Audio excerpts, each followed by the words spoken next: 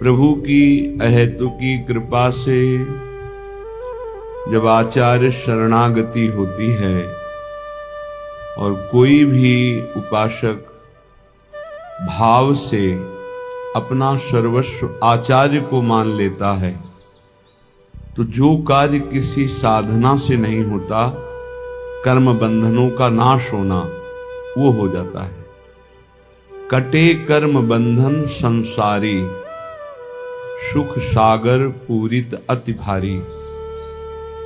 अब यहां धैर्य रखना है, क्योंकि कर्म बंधनों का नाश होने के लिए भगवान कोई भी विधान बना सकते हैं। वो आपको कड़वा लग सकता है या मीठा लग सकता है, अनुकूल लग सकता है, प्रतिकूल, सुखद या दुखद, पर वो विधान आपके कर्म बंधनों का ही नाश करेगा यदि आप हृदय से भाव से आचार्य शरण में दृढ़ निष्ठा बनाए रखें। मात्र शरणागति से कटे कर्म बंधन संसारी, कमल कर जिन अभय दीन्हे कर्म बंधन सब कटे। जो शरण में आया, वरदहस्त जिसके माथे पर रख दिया, समस्त संचित कर्मों को भस्म करके, क्रियमाण को निष्फल करके और प्रारब्ध को सहने की सामर्थ्य देकर नित्य विहार रस में डुबो दिया। श्री भगवत ऋषिक जी महाराज कह रहे, पायन जाई पर्यो तब ते दुख दोष हरे, सुख दे सरसायन, सायन को जस गावत वेद, पुराण महाजन होत परायण। बस अंतर से देखना है, हमें सुख दुख पर वृत्ति नहीं रखना, हमें अनुकूलता प्रतिकूलता पर वृत्ति नहीं रखना। हमें ये वृत्ति बनानी है कि मेरे आचार्य, मेरे गुरुदेव, मेरे इष्ट देव मेरे लिए जो विधान कर रहे हैं बड़ा मंगल छुपा हुआ है। हमारी सोच है कि ऐसे मंगल होगा, लेकिन हम अल्पज्ञ हैं। ये सर्वज्ञ सत्ता है गुरुदेव की, इष्ट देव की, आचार्य देव की। वो जो विधान कर रहे हैं बहुत मंगलमय है, देखने में केवल लग सकता है बड़ा कड़वा है। कह रहे हैं, राय न बाके बिहारी के जीवन है, सरकार बिहारनी जायन, जाए न जोगिन की मनसा, सुमिले परि श्री हरिदास के पायन। जिस क्षण जीव आचार्य शरण में हुआ, उसी क्षण से आचार्य ने पकड़ लिया उसे। आचार्य प्रकट ही हुए हैं करुणा करने के लिए। सब प्रकार के दुख दोषों का अपहरण करके अपना महान सुख प्रदान कर देते हैं आचार्य चरण। भगवत रसिक जी कहते हैं, जिस दिन से मैं स्वामी हरिदास जी की शरण में हुआ, स्वामी जी ने उसी दिन से अपना लिया और सारे दुख दोषों का हरण करके मुझे महान सुख प्रदान किया। महान सुख जो दुख और सुख दोनों से परे है, अनुकूलता और प्रतिकूलता दोनों से परे है, समत्व, प्रेम, नित्य विहार रस, ये महासुख है। प्रायः हमारी मानुष बुद्धि होने के कारण जब अनुकूलता मिलती है तो लगता है गुरु की बड़ी कृपा है, आचार्य की बड़ी कृपा है, और जब प्रतिकूलता मिलती है तो लगता है शायद वो कृपा हट गई। तो इष्ट आचार्य गुरुदेव क्या स्वार्थी हैं? क्या अल्पज्ञ हैं? क्या वो राग द्वेष करते हैं? नहीं। जिनके चरणों का आश्रय लेने से परब्रह्म परमात्म तत्व का बोध होता है, प्रियालाल का प्रेम प्राप्त होता है, उनमें अपना पराया कहां, राग द्वेष कहां। वहां तो एकमात्र शरणागति का निर्वाह है। अब वो कई प्रकार से होता है। कभी कभी आचार्य गुरुदेव इष्ट देव की ऐसी करुणा प्रकट होती है जो बड़ा भयंकर रूप लेती है। हमारे लिए ऐसा लगता है बड़ा भयावना है, और परिणाम बड़ा सुहावना होता है कि यदि वो ऐसी कृपा न करते तो ये परिणाम न मिलता, पक्का मान लीजिए। कभी कभी ऐसा सुहावना लगता है कि बहुत कृपा है, पर सुहावना लगना ज्यादा अच्छा ठीक नहीं, क्योंकि जब भयावना आएगा तब हम सुहावने में पले हैं, तो हमारा मन कहीं प्रतिकूल ना हो जाए आचार्य चरणों से, गुरुदेव से, इष्ट देव से। इसलिए ये हृदय में चिंतन कीजिए कि आचार्य कृपा, गुरु कृपा, इष्ट कृपा ये एक ही है, और ये परम सुख प्रदान करती है। परम सुख जो ब्रह्मा के द्वारा रचा हुआ नहीं है। जिनके द्वारा ब्रह्मा रचे गए हैं उनका परम सुख, परमात्म सुख, भगवदानंद, प्रेमानंद ये प्राप्त होता है। भगवत ऋषि जी कहते हैं जिस दिन से आचार्य की शरण में हुए, उन्होंने अपनाया, सारे दुख दोष नष्ट हुए और मुझे महान सुख प्रदान किया। एक दिन भगवत ऋषि जी अपने गुरुदेव पूज्य श्री ललित मोहिनी देव जी से टटिया स्थान में जाकर के कहा कि गुरुदेव बहुत संयम से रहता हूं, मधुकरी वृत्ति से रहता हूं, फिर भी काम वेदना बहुत सताती है। मानो ये हर उपासक का प्रश्न है। बहुत संयम से, बहुत इंद्रियों को अंतर्मुख रख के, फिर भी ये काम वेदना सबसे बड़ा वेग है। ये काम बड़े बड़े ज्ञानियों का भी शत्रु है। साधारण पुरुषों को तो मार ही गिराता है, ये ज्ञानियों को भी गिरा देता है। इसमें बड़ा लुभावनापन है। भगवत ऋषि जी के गुरुदेव ने कहा श्री ललित मोहिनी देव जी ने कि वो करवा उठा के ला,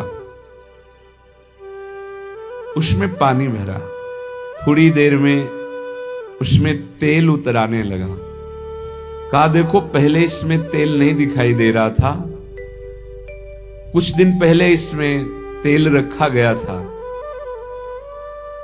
सुखाने पर ऐसा लगा तेल खत्म हो गया है, लेकिन पानी डाला तो उसमें ऊपर चिकनाहट दिखाने लगी। देखो ऐसे ही थोड़ी दिन साधना करने पर, तप के द्वारा सुखाने पर ऐसा लगता है काम वेदना नष्ट हो गई, लेकिन जहां काम का संयोग होता है फिर दिखाई देने लगता है। फिर उस करवे को रसोई अमनिया की गई थी तो बहुत आग बची हुई थी, उसी आग में रख दिया। थोड़ी देर के बाद निकाला, फिर पानी डाला, बिल्कुल तेल नहीं आया। बोले देखा अब नहीं। जब प्रभु के मिलन की आग में हृदय जलने लगता है, तड़पने लगता है, रोना, सिसकना, तड़पना, आहों की जागीर, आहा आज की रात गई आप नहीं आए, हाय आज का दिन भी गया आप नहीं आए। तड़प तड़प करके वो एक एक मिनट व्यतीत कर रहा है। उस तड़पन की अग्नि में, विरहाग्नि में फिर ये काम, क्रोध, लोभ, मोह, मद, मत्सर सब भस्म हो जाते हैं। आचार्य कृपा, गुरु कृपा भगवत मिलन की चाह प्रकट करती है।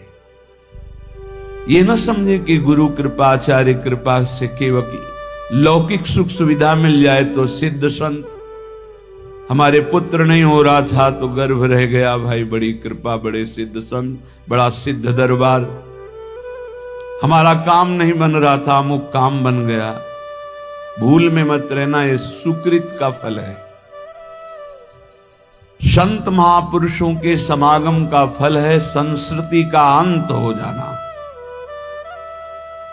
द्वंद्वों का नाश हो जाना, प्रियालाल से मिल जाना जिनसे हम जन्म जन्मांतर से बिछड़े हुए हैं। भगवत ऋषि जी कहते हैं ये सुख हमें आचार्य चरण ने प्रदान किया। सायन कहते हैं भाष्यकारों को, वेदों का, शास्त्रों का, पुराणों का बहुत ज्ञान है, बड़ी कीर्ति है, बड़े महाजन सम्मान प्रतिष्ठा भी है, पर यदि प्रभु से प्रेम नहीं तो इसका क्या होगा?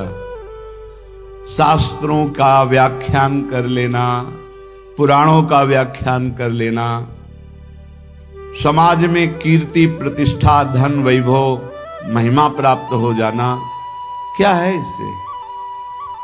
अगर प्रभु के नाम में प्रीति नहीं, धाम में प्रीति नहीं, लीला में प्रीति नहीं, प्रभु के लिए रोना नहीं आया तो मिला क्या?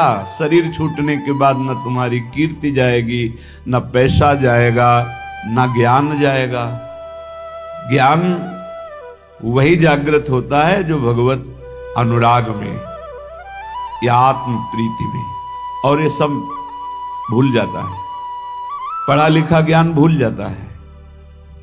जैसे गर्भ में भी तो ज्ञान हुआ था, भगवान ने हमें ज्ञान दिया था, हे नाथ अब की बार मां के गर्भ से बाहर करो, बाहर निकलकर इतना तप पूर्वक भजन करूंगा कि दोबारा किसी मां के गर्भ में ना आऊं।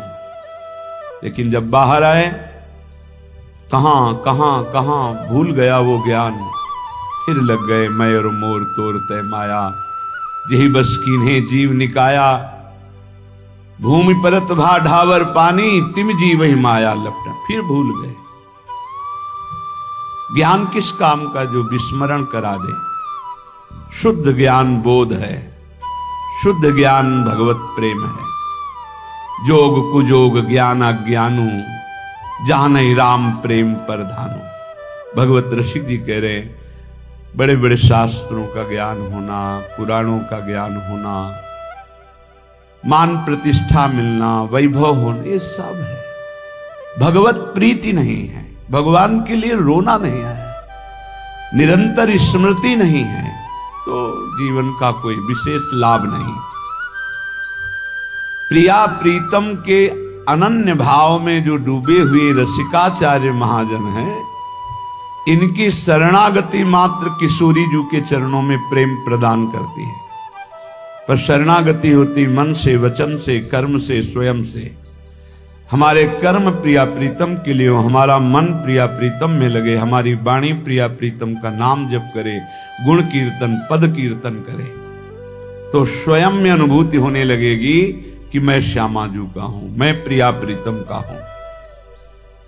बोले बड़े बड़े योगियों का पवित्र किया हुआ सूक्ष्म मन भी जिस नित्य विहार रस में, अर्थात श्यामा श्याम की प्रेम केली में प्रवेश नहीं कर पाता, वहां स्वामी जी महाराज की कृपा से हमारा प्रवेश हो गया, भगवत ऋषि की कहते हैं। इसलिए हम रसिक चक्र चूड़ामणि श्री स्वामी श्री हरदास जी के चरणों की शरण में हूं, क्योंकि इनकी शरण में आने में वो सुख मिला जो कहीं किसी साधन में नहीं है। उपासक यदि आचार्य शरणागत हो गया है तो फिर अन्य किसी उपासना या किसी अन्य देवी देवता का आश्रय किसी भी प्रलोभन से न ले, तो सर्वस्व की प्राप्ति आचार्य कृपा से ही हो जाती है।